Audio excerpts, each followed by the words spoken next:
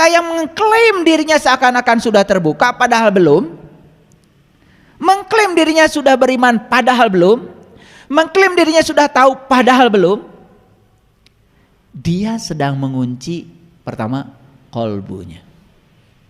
Dua, dia sedang mengunci pendengarannya. Yang ketiga, dia sedang mengunci penglihatannya. Itu yang disebut dengan azab. Itu azab yang paling besar. Dan siapa yang ngasih azab itu? Siapa? Ya kamu sendiri. Ini penting nih, saya buka rahasianya sedikit. Karena kalau ada azabun azim, Allah yang azab. Masa iya Allah yang maha cinta, maha pengasih, maha penyayang mengazab hambanya sendiri? Gimana sih kamu ngajinya? Kamu motongin bawang di dapur aja, ngelamun, kemudian teriris, sel-sel tubuhmu yang terkoyak oleh pisau di dapur itu dibereskan oleh Allah. Ada nggak Allah di telunjukmu? Allah itu tidak pernah tidak menempati satu ruang pun di semesta ini. Tidak ada satu tempat di semesta ini yang tidak ada kehadirannya. Di telunjukmu yang sakit itu dia hadir. Siapa yang membereskan lukamu itu sampai bagus lagi, sampai tidak berbekas lagi? Siapa? Siapa kalau bukan kehadirannya? Masih mencari-cari kemana-mana? Subhanallah. Makanya orang bodoh mencari Tuhan, tapi orang yang sadar, yang berakal menyadari Tuhan bersamanya. Memang Tuhan batu ali, cari-cari. Ini saya ingin meluruskan ayat ini, karena begitu kata-kata walahum azabun adim, wah itu tuh orang-orang kafir yang berbeda keyakinan dengan kita akan diazab oleh Allah. Buktinya mereka ekonominya lebih bagus, kehidupan mereka lebih bagus. Kamu aja yang suka bilang azab-azab, minta sumbangan terus. Supaya sadar. Siapakah orang yang tidak tahu itu? Ini yang dimaksud orang yang tidak tahu, tetapi dia tidak tahu bahwa dia tidak tahu. Siapa mereka itu sebetulnya? Baik, kita lihat ayat ini. Maaf ya kalau terjemahannya saya betulkan supaya lebih cocok dengan bahasa Arabnya. Innal ladzina kafaru. Apa terjemahannya? Sesungguhnya orang kafir, berarti nggak diterjemahkan. Itu terjemahan yang keliru. Kalau terjemahkan semuanya supaya nggak salah. Kalau ini tidak diterjemahkan, sesungguhnya orang-orang kafir, di otak kita sudah ada kafir itu orang lain yang berbeda keyakinan dengan kita. Kan kita jadi ngomongin orang, bukan ngomongin diri sendiri. Kan ini ngaji mau nolong diri sendiri. Kalau mau nolong diri sendiri berarti ngajinya ke dalam, bukan keluar. Paham sampai sini? Jadi terjemahnya bagaimana terjemahnya? Innal ladzina kafaru, sesungguhnya orang-orang yang tertutup. Tertutup apanya? Ya segalanya.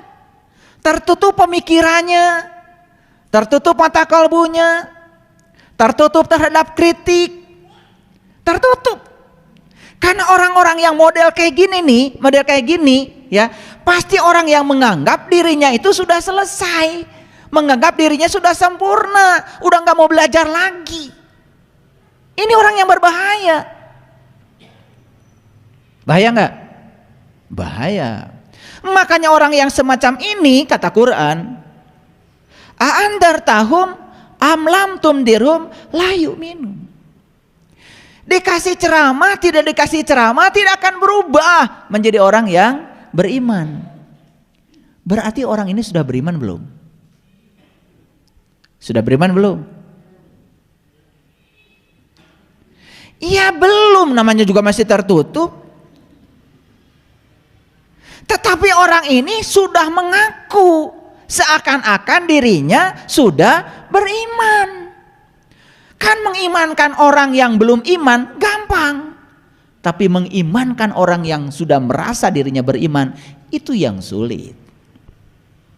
Jadi siapa yang tidak bisa ditolong? Siapa yang tidak bisa ditolong? Orang yang belum beriman tetapi sudah merasa dirinya beriman, padahal masih tertutup, susah ditolong. Tapi orang yang sadar, jangan-jangan saya masih tertutup. Oh, ternyata iman itu ada awalnya. Oh, ternyata Nabi Musa waktu mau beriman itu ada awalnya. Kan Musa minta melihat Tuhan. Diabadikan dalam Quran surat Al-A'raf 143. Ya Tuhanku, nampakkanlah diri Engkau kepadaku agar aku dapat melihatmu. Apa kata Tuhan? Kamu tidak akan sanggup melihatku, tapi lihatlah ke dalam dirimu, lihatlah ke dalam bukitmu, lihatlah ke dalam gunungmu. Ini sudah dibahas kesempatan yang lalu, gak saya ulang lagi. Lihatlah ke puncak kesadaran tertinggimu. Maka kemudian Allah menampakkan diri di situ. Falamma tajalla rabbuhu lil jabal. Tajali. Apa yang terjadi? Gunungnya hancur luluh dan Musanya jatuh pingsan, mengalami fana billah. Disitulah Musa mengalami kalimat la ilaha illallah. Setelah Musa mengalami pengalaman itu, apa yang dikatakan Musa?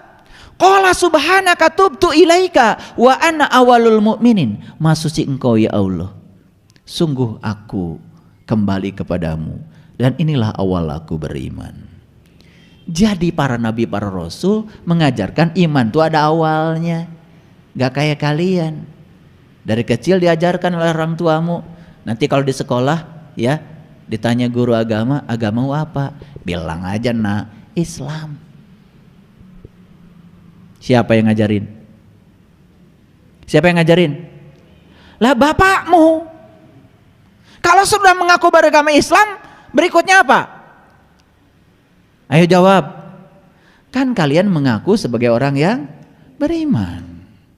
Betul nggak? Nah yang di luar Islam disebutnya non muslim kan? Dianggap olehmu tidak beriman, kan begitu pelajarannya. Sembrono. Jadi pertama kali yang ngajarkan kalian tuh agamanya apa? Siapa? Bapakmu. Terus diresmikan agamamu Islam oleh siapa? Oleh Pak RT. Lah iya kan waktu bikin KTP. Punten, alamat di mana? Jenengan teh saha? Betul nggak? Tanggal lahir, tanggal sabaraha. Kan gitu. Pekerjaan naon? Punten. Agamanya apa? Islam Pak RT, kan gitu, resmi, ditulis tadi KTP. Apakah itu diakui Allah? Yo, pernah nggak nanya gitu? Enggak. Kenapa enggak? Kalau kita tidak pernah bertanya, berarti kita tidak layak menjadi manusia yang dapat ditolong. Nah yang sadar kemudian cari-cari, nih para nabi, para rasul kapan mulai Islamnya ya? Akan ketemu ayatnya.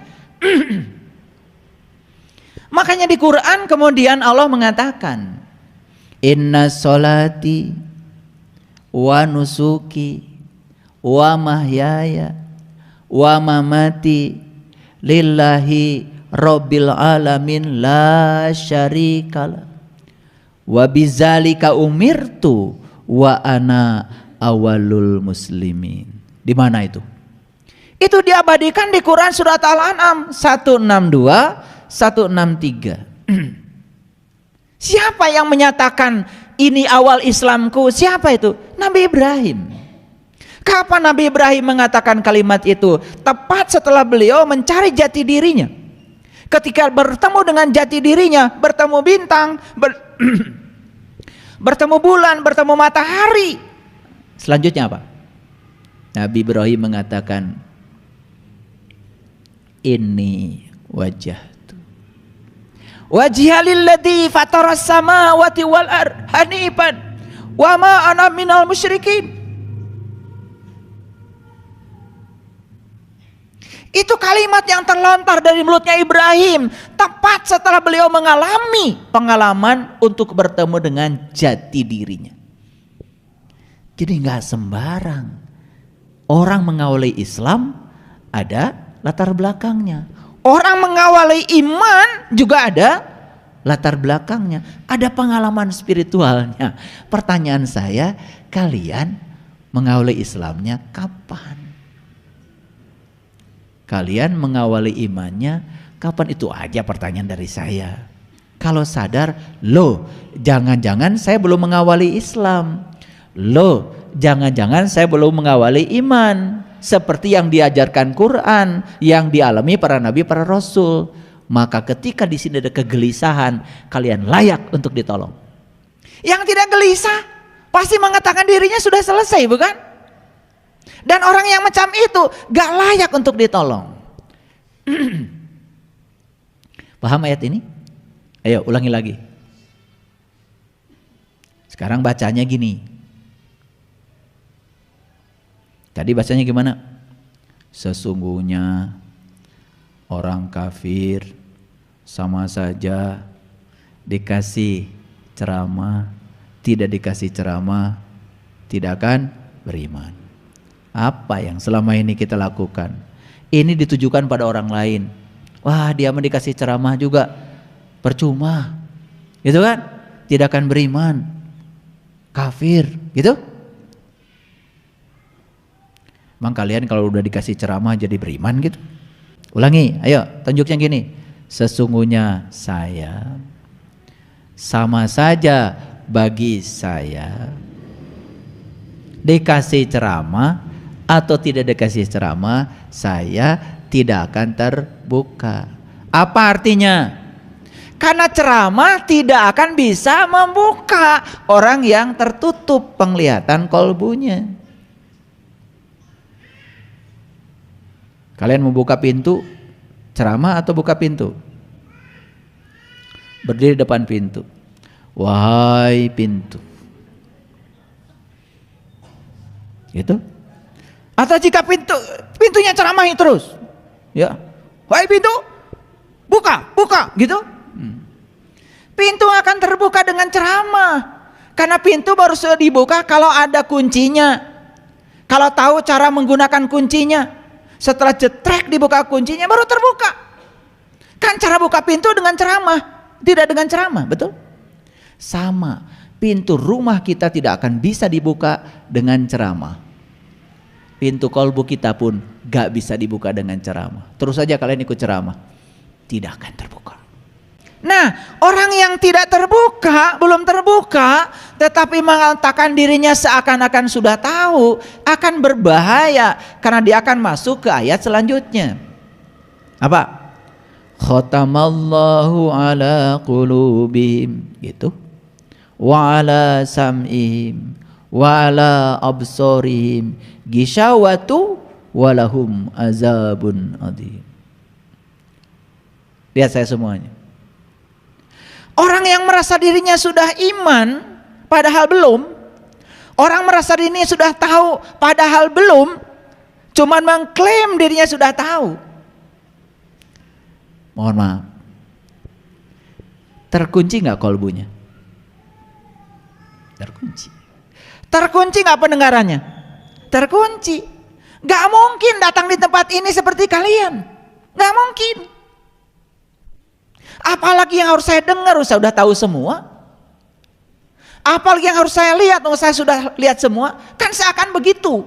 Padahal dia baru lihat tulisan air, belum lihat airnya. Padahal dia baru lihat tulisan Allah, belum lihat Allahnya. Dia baru lihat tulisan malaikat, belum lihat malaikatnya kok. Kalau setan kelihatan terus kayaknya. Coba pahami kalimat ini, sederhana kan? Ini ngajinya ke sini, jangan keluar. Stop, ngaji keluar. Ini ngajinya ke sini. Sesungguhnya saya sama saja bagi saya, dikasih ceramah, tidak dikasih ceramah, saya tidak akan terbuka. Berarti untuk membuka ketertutupan saya gak bisa dengan ceramah. Disitulah pentingnya ketemu seorang guru yang bisa mengajarkan bagaimana cara untuk membuka. Harus ada lakunya. Laku itu berarti tindakan dong, paham?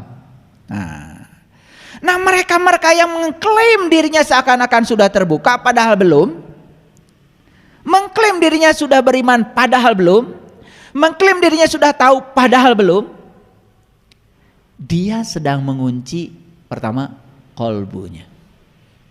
Dua, dia sedang mengunci pendengarannya. Yang ketiga, dia sedang mengunci penglihatannya. Itu yang disebut dengan azab. Itu azab yang paling besar. Dan siapa yang ngasih azab itu? Siapa? Ya kamu sendiri. Ini penting nih, saya buka rahasianya sedikit. Karena kalau ada azabun azim, Allah yang azab. Masa iya Allah yang maha cinta, maha pengasih, maha penyayang mengazab hambanya sendiri? Gimana sih kamu ngajinya? Kamu motongin bawang di dapur aja, ngelamun, kemudian teriris, sel-sel tubuhmu yang terkoyak oleh pisau di dapur itu dibereskan oleh Allah. Ada nggak Allah di telunjukmu? Allah itu tidak pernah tidak menempati satu ruang pun di semesta ini. Tidak ada satu tempat di semesta ini yang tidak ada kehadirannya. Di telunjukmu yang sakit itu dia hadir. Siapa yang membereskan lukamu itu sampai bagus lagi, sampai tidak berbekas lagi? Siapa? Siapa kalau bukan kehadirannya? Masih mencari-cari kemana-mana? Subhanallah. Makanya orang bodoh mencari Tuhan, tapi orang yang sadar, yang berakal menyadari Tuhan bersamanya. Memang Tuhan batu ali, cari-cari. Ini saya ingin meluruskan ayat ini, karena begitu kata-kata walahum azabun adim, wah itu tuh orang-orang kafir yang berbeda keyakinan dengan kita akan diazab oleh Allah. Buktinya mereka ekonominya lebih bagus, kehidupan mereka lebih bagus. Kamu aja yang suka bilang azab, minta sumbangan terus. Supaya sadar ini, supaya sadar.